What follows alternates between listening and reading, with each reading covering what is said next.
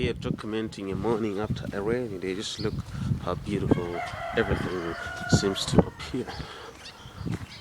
A beautiful blossom on the Marula tree, which is in the suburb, of course, but it's indigenous and we won't remove it in our neighborhood.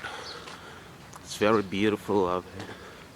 But I have to say the rain has pretty much left a lot of things damaged. Trees were broken, lamps, street lamps were also broken due to the strong winds which were blowing yesterday. This is my first upload and I'll be uploading more. Something like the National Geographic thingy. Okay, snaps, bye.